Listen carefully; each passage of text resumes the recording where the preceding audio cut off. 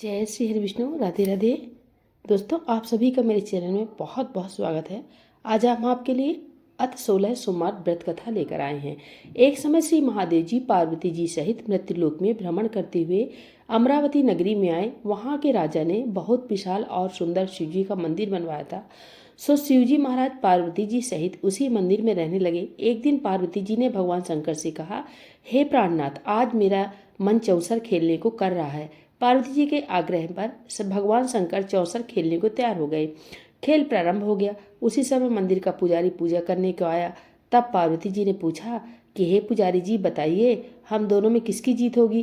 पुजारी जी बोला कि जीत शंकर भगवान की होगी, परंतु इसका उल्टा हुआ, अर्थात जीत माता पार्वती की हुई। तब पार्वती जी ने मिथ्या भाषण के अपराध में पुजारी जी को कोढ़ी होने का श्राप दे दिया। पुजारी जी तत्काल कोढ़ी हो गए।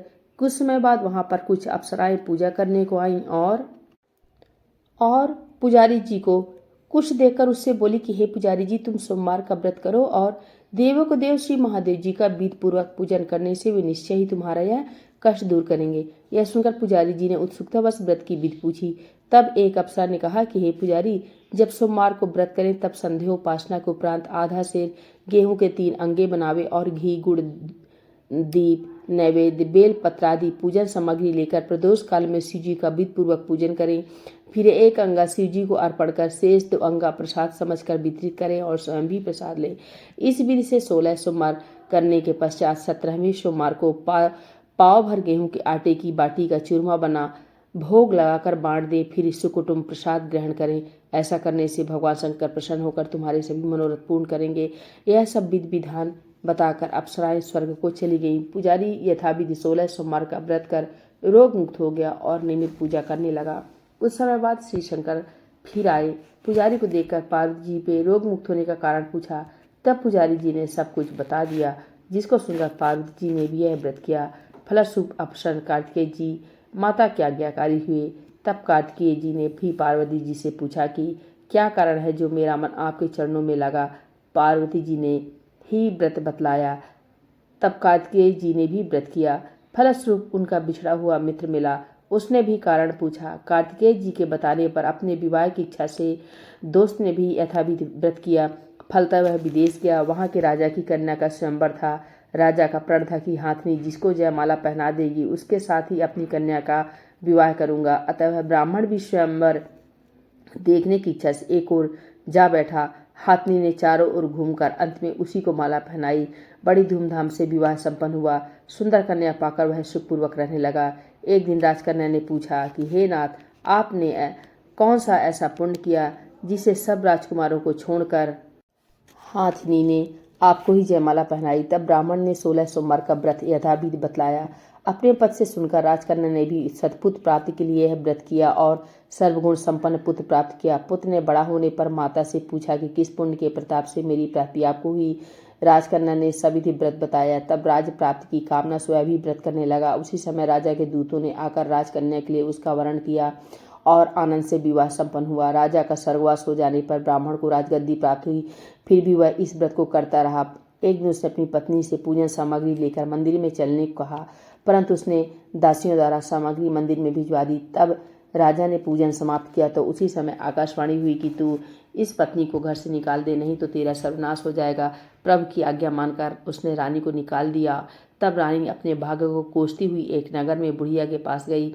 बुढ़िया ने दीन दशा देखकर उसके सिर पर सूत की पोटली रख बाजार बेचने को भेजी। भागवश मार्ग में बहुत जोर की आंधी आने से पोटली उड़ गई। बुढ़िया ने फटकार कर उसे भगा दिया। वहां से चलकर तेली के यहाँ पहुंची तो सब माट चटक गए। उसने भी निकाल दी। वह बेचारी प्यास से बेचैन होकर पानी पीने के लिए नदी पर पहुंची तो नदी सूख गई। सरोवर पर पहुंची तो हाथ स्पर्श करते ही जल में कीड़े पड़ गए। उसी जल को पीकर आराम करने के लिए जिस वृक्ष के नीचे जाती वही सूख जाता। वन और सरोवर की यह दशा देख ग्वाले इसे गुसाई के पास ले गए। उसे देखकर गुसाई जी समझ गए कि अबला आपत्ति की मारी हुई है। धैर्य बंधाते हुए उन्होंने कहा, बेटी तू मेरे यहाँ रह, किसी बात की चिंता मत कर। रानी आश्रम में रहने लगी, परंतु वह जिस किसी में हाथ लगाती उसी में कीड़े पड़ जाते। दुखी हो गुसाई जी ने पूछा, बेटी किस देव के अपराध से तेरी यह दशा हुई। रानी ने बताया कि पति की आज्ञा का उल्लंघन कर मैं महादेव जी के पूजन को मंदिर में नहीं गई। रानी की बात सुन गोसाई जी ने शिव जी की प्रार्थना करने के बाद उससे कहा कि हे बेटी, तुम 16 सोमवार का व्रत करो। रानी ने विधिपूर्वक व्रत पूर्ण किया। उस व्रत के प्रभाव से राजा को रानी की याद आई और दूतों को उसकी खोज करने भेजा।